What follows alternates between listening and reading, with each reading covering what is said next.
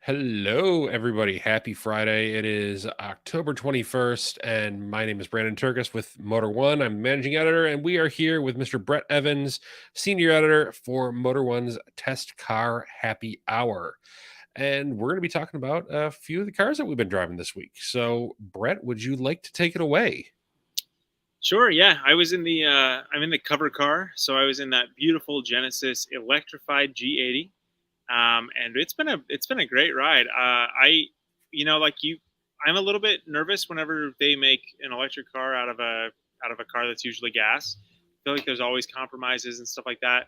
But this one really is a very, very well done EV. It's capable of the same fast charging as any other Hyundai or Genesis electric product. It's got a 285-mile range. It's got 516 pound-feet of torque, so it's like super fast and super fun to drive, around town. I'm like very, very impressed by this car. Yeah, I had one of those about a month ago probably, and I felt the exact same way. I mean, we get into, it wasn't so long ago that all electric cars were based on gas powered platforms, and there were so many compromises in terms of, what size battery you can install and the charging speed. And this is the only one that I've driven that is like it has no compromises. It feels just like the gas powered G80 but electric. It's really remarkable. Yeah, you're definitely right about that. They did a very good job, and it was already a very good car to begin with. So it's like kind of amazing that they've built a really great gas car, and then somehow also built a really great like flagship electric car. So it's kind of a brilliant machine. The only Well, problem is, so because it has the battery in the floor, that means that the floor is higher, which means your feet are a little bit higher. They've raised the seats a tiny little bit to kind of compensate for that a little bit, which means that you don't have as much headroom.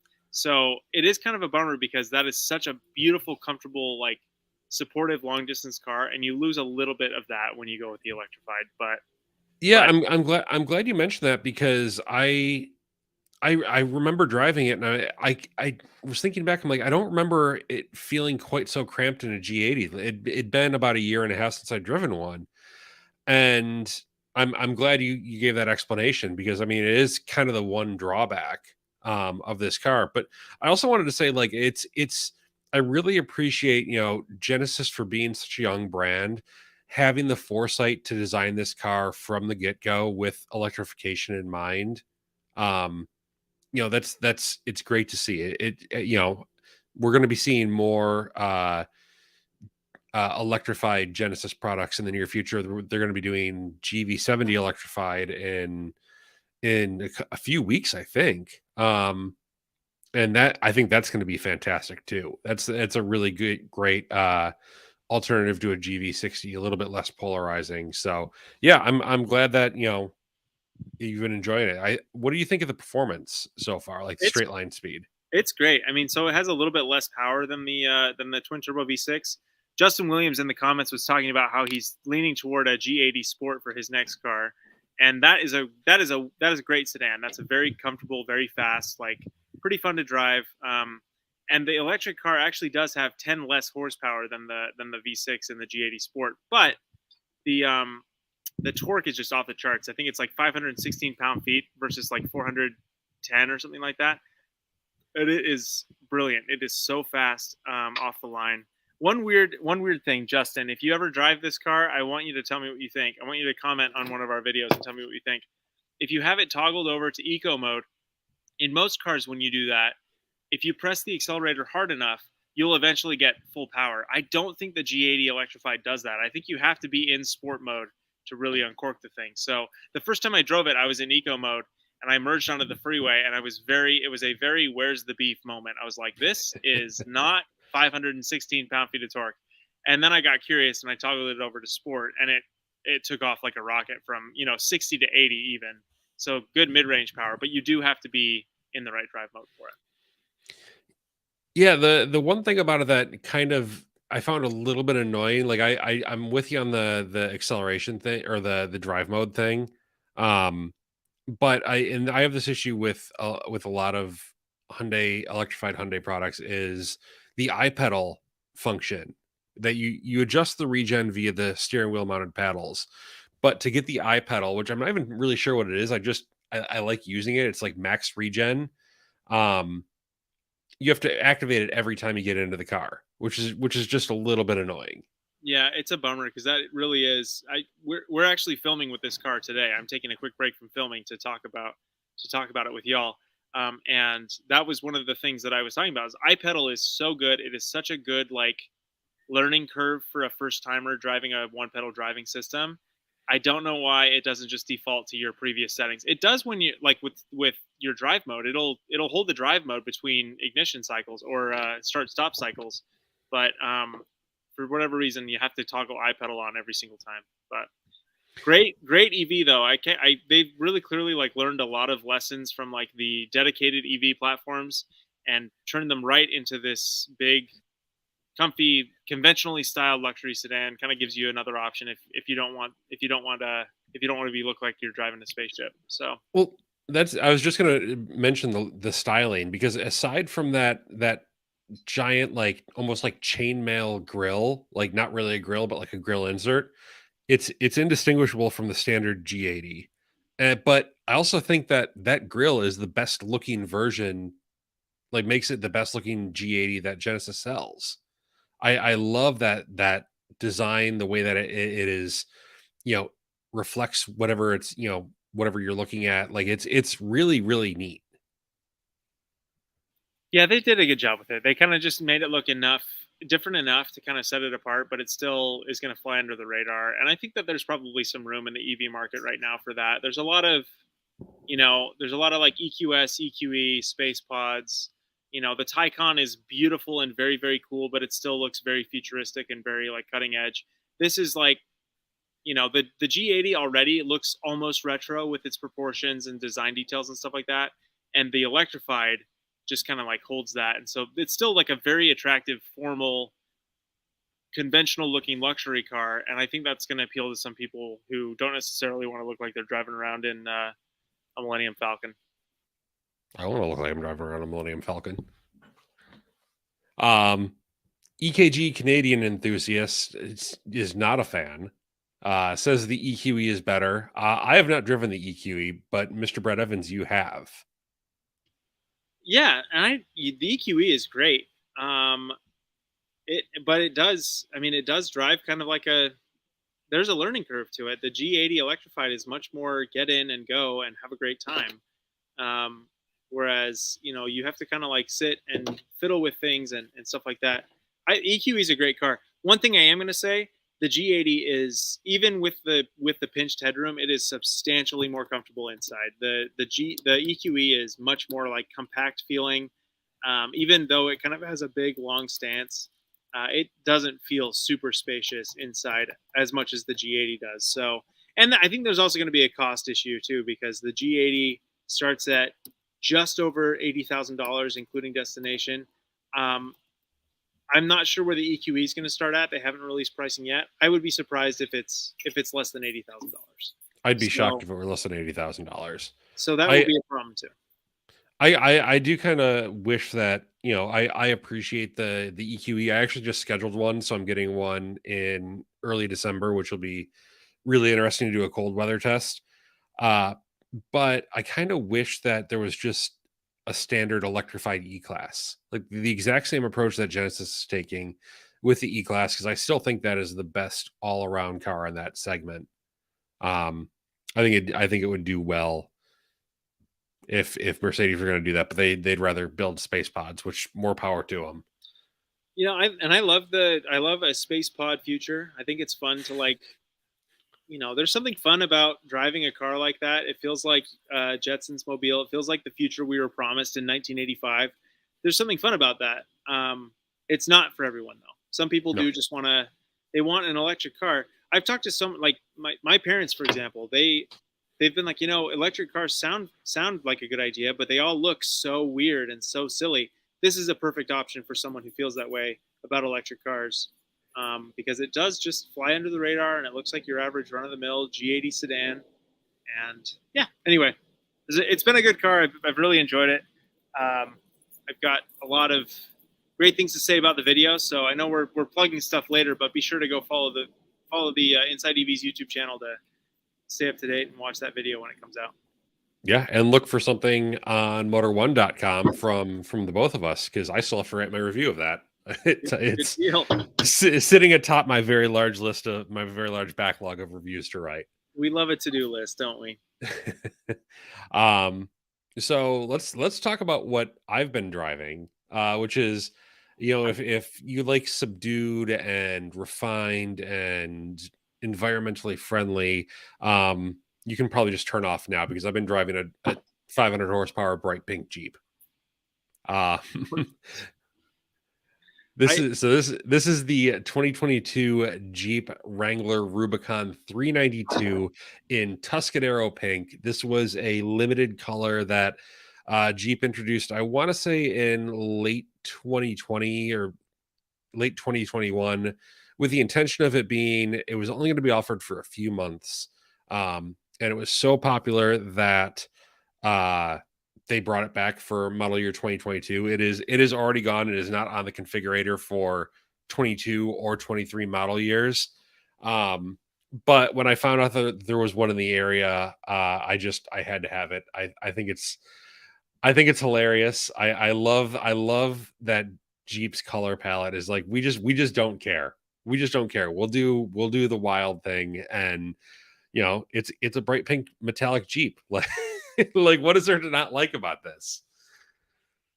Justin, yet again, encapsulates my feelings exactly. That, like, you know what? There's room for everyone at the table. That's all I'll say about that.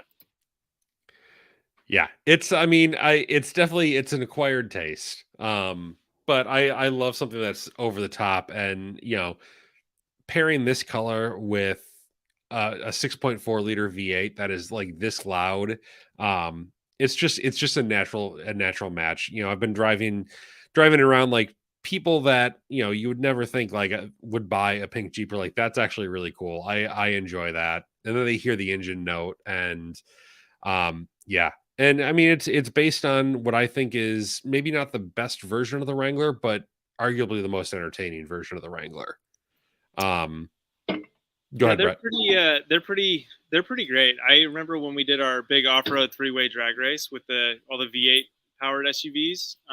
That thing was hilarious. It's definitely like, it's very American. It's very just stick a big engine in a little body and do nothing to the suspension. Yeah, and nothing to make it and hold on.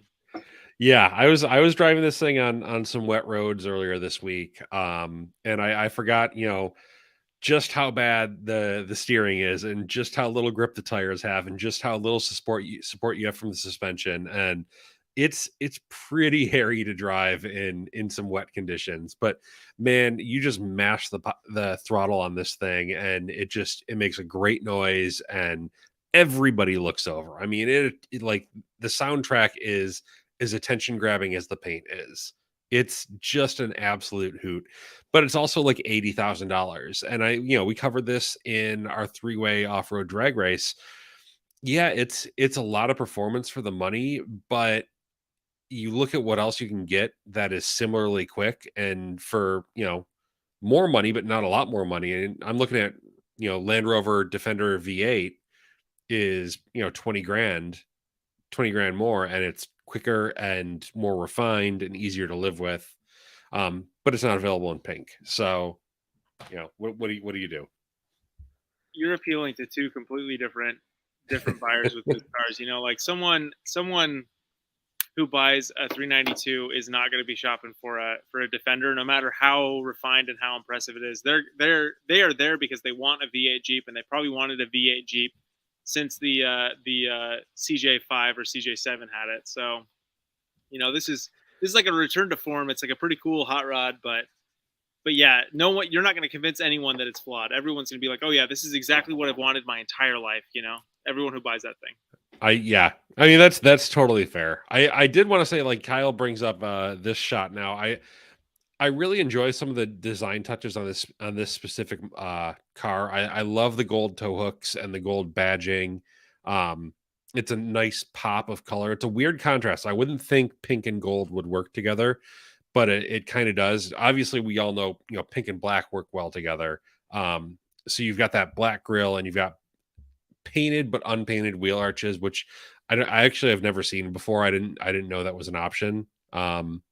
But it looks the business. I mean, I really really enjoy the way this thing looks.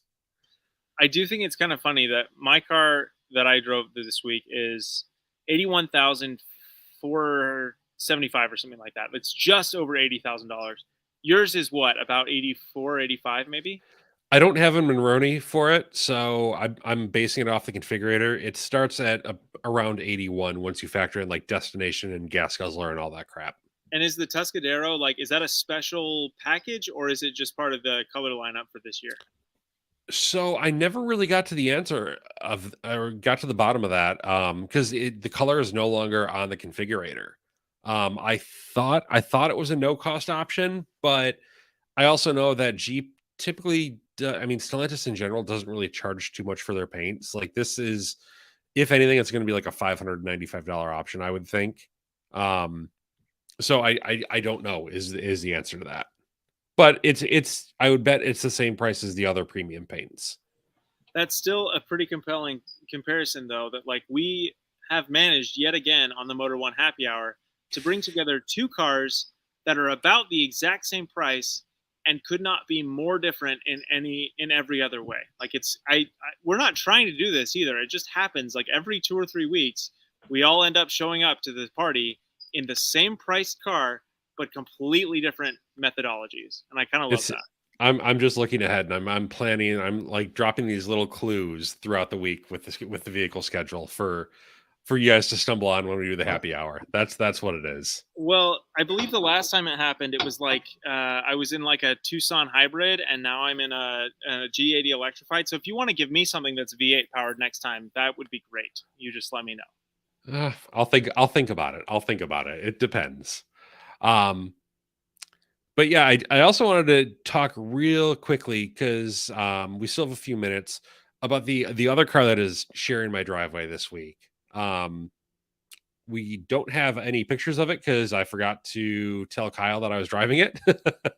But I've been spending some time with the Honda HRV, which I'm frankly I'm blown away by. It's a really really great little package. It's a little bit boring looking, especially parked next to that Jeep, but it is just a very likable, comfortable to drive car. Uh, Fine powertrain, smooth ride. It's I mean, compared to where the HRV was at to where it is now, I'm blown away by it. It's such a dramatic improvement. Well, and a huge part of that is the HRV used to be based on the Fit, and that brought some cool party tricks like the magic seat that flipped up and all the how you had tons of legroom and headroom for rear seat passengers, surprisingly so for how big the car was. Now it's riding on the Civic chassis, so you lose a little bit of those cool features, but boy howdy, it is so much more comfortable and so much It better and less. It feels less like terrifying to merge into onto the freeway in that car Well, now. it feels more grown up. That's the thing that really like got me about it is it just feels like so much more mature and confident in what it's supposed to be. Um, it's there's a reason that Honda HRV reviews kind of dried up after like 2016. They just Honda didn't make them available for testing. Um, and this is something I can see being around for a lot longer. It is so much more complete of a product. It feels really great to drive. You sit in, you climb in, and it's got this great seating position. You're low in the car, but like you still have decent visibility. The seats are super supportive. There's a really cool cockpit like feel with like a higher center transmission tunnel. And there's all these little details. Like I love that there are USB ports on both sides of the transmission tunnel, but they're tucked down by your right hip. And there's a little cubby there that you can toss your phone in while it's plugged in. It's thoughtful design detail. I mean, I'm gushing a little bit, but I can't believe how much I like the new HRV. It's really a great all around, everyday driver.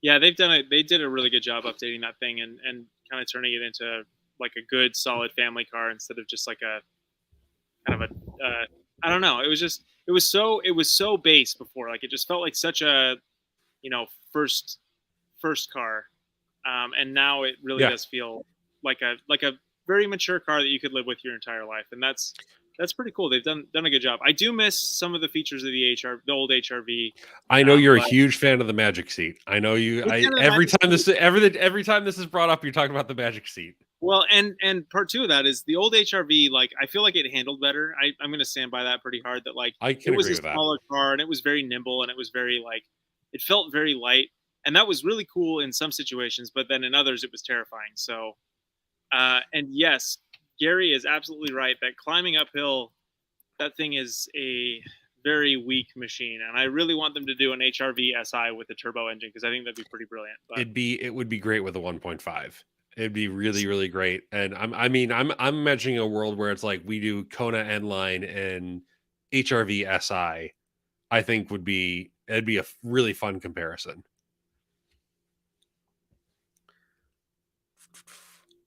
that would be great, and that I think is really the only drawback to that car, especially compared to like the Kona N line or the Seltos Turbo.